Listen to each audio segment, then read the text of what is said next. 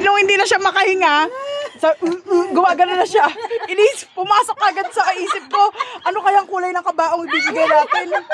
Putang ina. Hayop. Imbes na napokus ako Ate Mayra pag dito sa kanya namutla. Parang natataranta ako. Hindi ako na pinaukan niya pag ano ng hangin.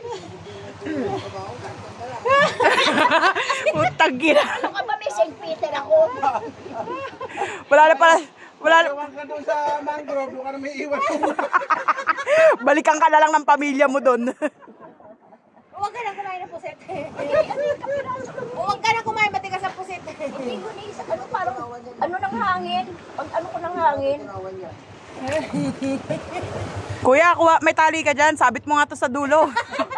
Putang inang yan. Ako pa mauunang atakihin eh. Hayop. Nasa harapan ko mamamatay. Tang inang yan. Imbes relax ako nagaganyan sa kay Ate Mayra. Pagkakita ko sa kanya namutla, di puta, dalawa na. Dalawa na tutulungan ko.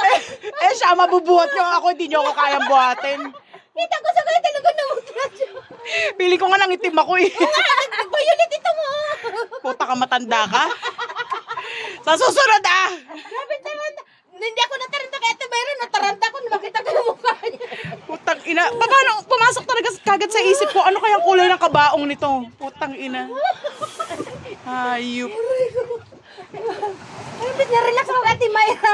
Focus ako magaganyan. Makita ko yung mukha niya. Nagbayulit yung labi. Maano? Boy pa ba? Ako nakatawa niya, itutuwad kita dyan. Hindi nga, kung nakaboylo ako, ibalintong ko sila. Yung tiya niya, ididiin ko dito sa kanto.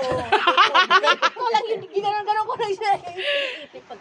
Hindi, dapat yun sa sikmura. Ito nga, Aaluhin. sikmura niya eh. Kaya nga. Ako wala shock. Para tinitignan ko siya kung paano siya mamamatay. Tinitignan naman kita kung paano ka himatayin. Putang inang yan. Hayop. Parang ito yung tao na masaya tayo. Kailan na apat lang. Apat na lang tayo, mababawasan pa. Putang inang yan. Knock on wood. Dami-dami, walo eh. Wala tayong problema, di ba? Putang ina kayo, mababawasan tayo.